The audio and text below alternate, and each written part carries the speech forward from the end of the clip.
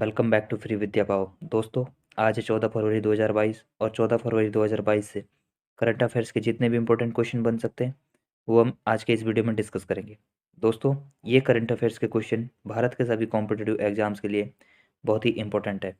अगर दोस्तों आपको इस वीडियो का PDF चाहिए होगा तो आप हमारे टेलीग्राम चैनल को ज्वाइन कर लीजिए। टेलीग्राम चैनल की लिंक आपको इस वीडियो की डिस्क्रिप्शन में मिल जाएगी। तो दोस्तों, चलिए आज का वीडियो शुरू करते हैं।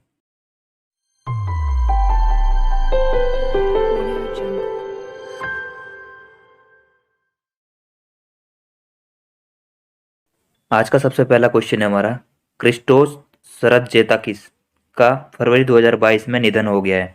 वह किस देश के पूर्व राष्ट्रपति थे? टर्की, पोलैंड, ग्रीस या क्रोएशिया? तो इसका सही आंसर हो जाएगा आपका ऑप्शन सी, ग्रीस। फरवरी 2022 में ग्रीस के पूर्व राष्ट्रपति क्रिस्टोस सरतजेताकिस का निधन हो गया है। वह पहली बार 1963 में दक्षिणपंथी चरमपंथियों द्वारा राजनीतिज्ञ ग्रिगोरिस रेम्बाकिस की हत्या में एक जांच न्यायाधीश के रूप में अपनी भूमिका में प्रमुखता से उभरे, जिसने बड़े पैमाने पर विरोध प्रदर्शन शुरू किया था। उन्होंने 1985 में समाजवादी पासोक पार्टी द्वारा राष्ट्रपति के रूप में नामित किया गया और मई 1990 तक उस पद पर रहे थे। अगला क्वेश्चन हमारा, भारतीय टेबल टेनिस महासंघ की नई अध्यक्ष कौन बनी है? PV सिंधु, साइना नेहवाल, गीता मित्तल या इनमें से कोई नहीं? तो इसका सही आंसर हो जाएगा आपका ऑप्शन सी, गीता मित्तल। गीता मित्तल को भारतीय टेबल टेनिस महासंघ TFFI की नई अध्यक्ष बनाया गया है। उन्होंने दुष्यंत चौटाला का स्थान लिया है।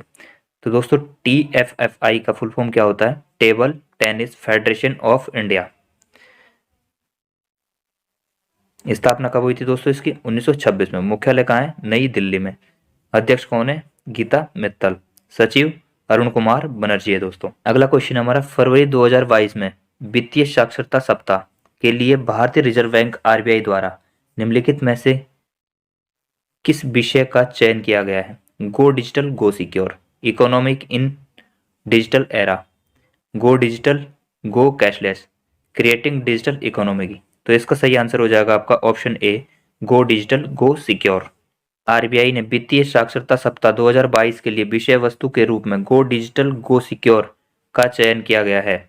यह विषय वस्तु वित्तीय शिक्षा के लिए राष्ट्रीय रणनीति 2020 से 2025 तक रणनीतिक उद्देश्यों में एक है।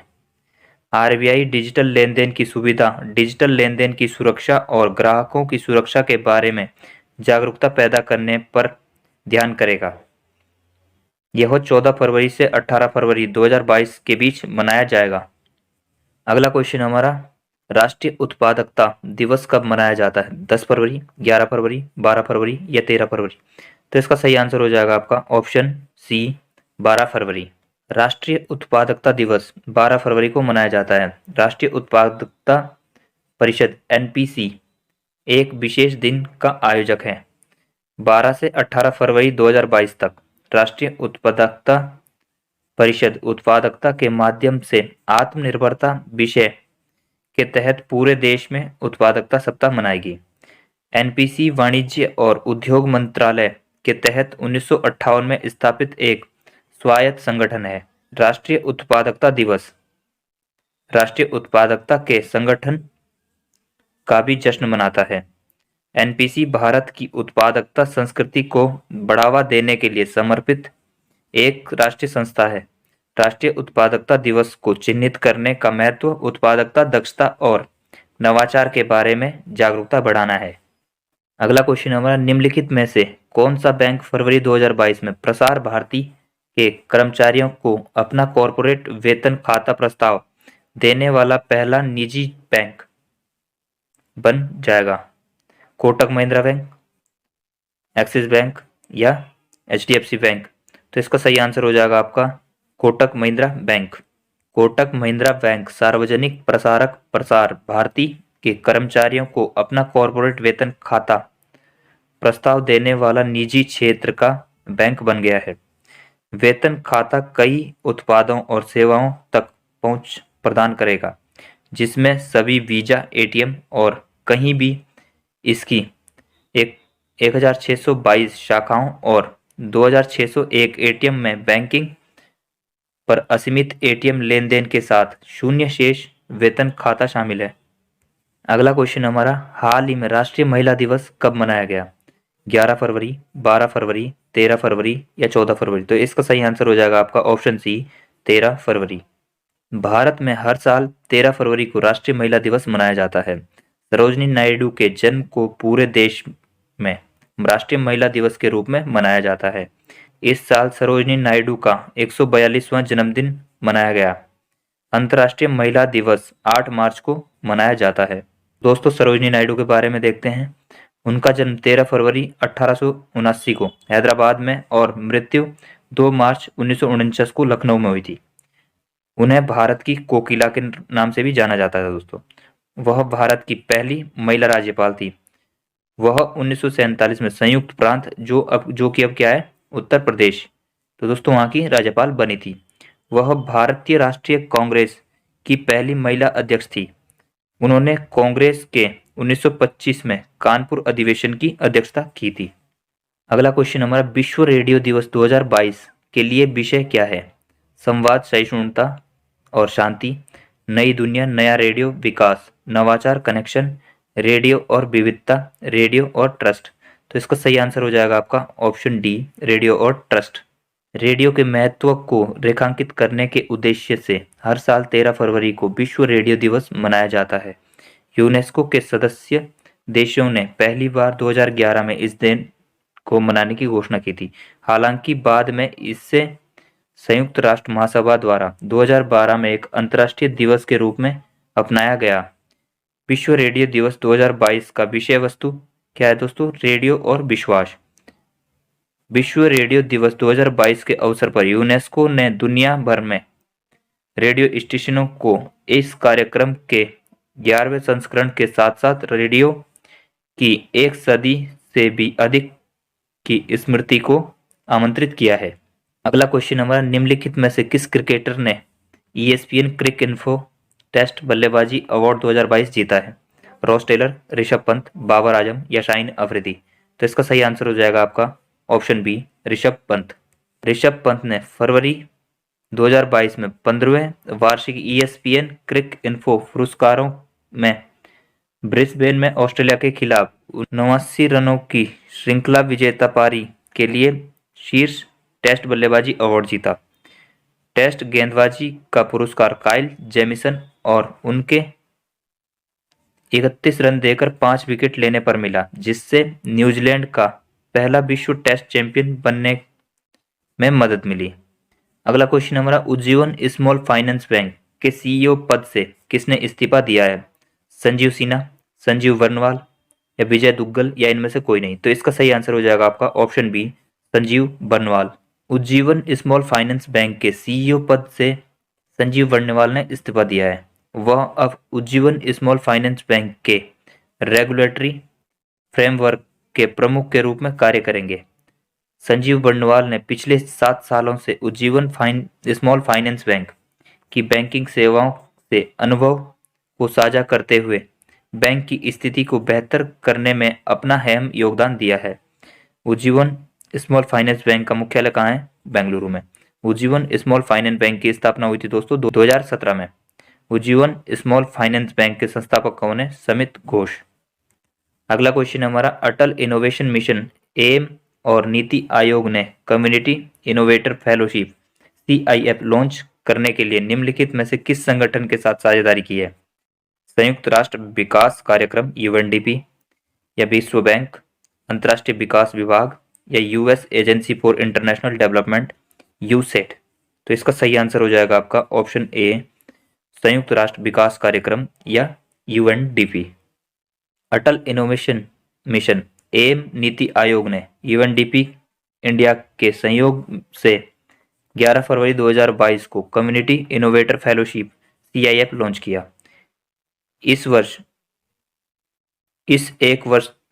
इसे एक वर्ष तक चलने वाले फेलोशिप कार्यक्रम को महत्वाकांक्षी नवोन्मेषकों के समुदायों के लिए बनाया गया है। प्रत्येक फेलो को एम में अटल सामुदायिक नवाचार केंद्रों ACIC से संबंध किया जाएगा। अगला क्वेश्चन हमारा, UNEP ने मांझी वसुंधरा अभियान का समर्थन करने के लिए किस राज्य के साथ समझौता किया है? महाराष्ट्र, राजस्थान, उत्तर प्रदेश या उत्तराखंड? तो इसका सही आंसर हो जाएगा आपका ऑप्शन ए, महाराष्ट्र। UNEP ने मांझी वसुंधरा अभियान का समर्थन करने के लिए महाराष्ट्र सरकार के साथ समझौता किया। मांझी वसुंधरा का शाब्दिक अर्थ मेरी धरती होता है। मांझी वसुंधरा महाराष्ट्र सरकार के पर्यावरण और जलवायु परिवर्तन विभाग की एक पहल है, जो कि नागरिकों को जलवायु परिवर्तन और पर्यावरण मुद्दों के प्रभाव पर सशक्त बनाने एवं पर्यावरण के सुधार के प्रति उन्हें सचेत करने के लिए प्रोत्साहित करेगी। संयुक्त राष्ट्र पर्यावरण कार्यक्रम का मुख्यालय कहाँ स्थित है? केन्या में। संयुक्त राष्ट्र पर्यावरण कार्यक्रम की स्थापना कब हुई थी? 1972 में। और दोस्तों इसके प्रमुख कौन है? Inger Anderson. अगला क्वेश्चन हमारा, किसने प्राकृतिक खेती को बढ़ावा देने के लिए जीवा कार्यक्रम शुरू किया है? सेबी, बेल, नाबार्ड या विप्रो? तो इसका सही आंसर हो जाएगा आपका ऑप्शन सी, नाबार्ड। राष्ट्रीय कृषि और ग्रामीण विकास बैंक नाबार्ड ने प्राकृतिक खेती को बढ़ावा देने के लिए 11 राज्यों में जीवा कार्यक्रम शुरू करने की घोषणा की है, जिसका उद्देश्य कृषि पारिस्थितिकी के सिद्धांतों को प्रभावी ढंग से लागू करने के लिए दीर्घकालिक स्थिरता और मौजूदा सामाजिक और प्राकृतिक पूंजी को कुशल खेती की ओर बदलना है। नाबार्ड का मुख्यालय कहाँ है? मुंबई में। नाबार्ड की स्थापना हुई थी 1982 में। नाबार्ड के अध्यक्ष कौन है? गोविंदा राजुलू चिंताला। अगला क्वेश्चन हमारा, किस राज्य सरकार ने हाल ही में उच्च शिक्षा का विस्तार करने के लिए ब्रिटिश काउंसिल के साथ समझौता किया है? केरल सरकार, महाराष्ट्र सरकार, पंजाब सरकार या तेलंगाना सरकार? तो इसका सही आंसर हो जाएगा आपका ऑप्शन डी, तेलंगाना सरकार। तेलंगाना सरकार ने हाल ही में उच्च शिक्षा का विस्तार करने के लिए और अंग्रेजी और कला में साझेदारी की नवीनीकृत करने के लिए ब्रिटिश काउंसिल के साथ समझौता किया है। इस समझौते पर ब्रिटिश काउंसिल ने हैदराबाद में रिसर्च एंड इनोवेशन सर्कल के साथ समझौते पर हस्ताक्षर किए। अगला क्वेश्चन हमारा, भारत सरकार ने राष्ट्रीय युवा सशक्तिकरण कार्यक्रम योजना को कितने सालों तक बढ़ाया? 2 साल, 5 साल, 7 साल या 10 साल? तो इसका सही आंसर हो जाएगा आपका ऑप्शन बी, 5 साल। भारत सरकार ने साल 2021-22 से 2025-26 तक राष्ट्रीय युवा सशक्तिकरण कार्यक्रम की योजना को 5 वर्षों तक जारी रखने की घोषणा की है। युवाओं के व्यक्तिगत और नेतृत्व के गुणों का विकास करना और उन्हें विकास निर्माण की गतिविधियों में शामिल करना राष्ट्रीय युवा सशक्तिकरण कार्यक्रम का मुख्य उद्देश्य है। राष्ट्रीय युवा सशक्तिकरण कार्यक्रम योजना के लाभार्थी 15 से 29 वर्ष की आयु के हो सकते हैं।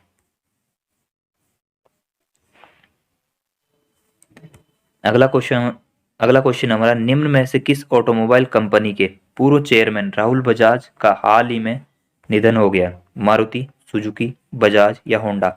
तो इसका सही आंसर हो जाएगा आपका बजाज।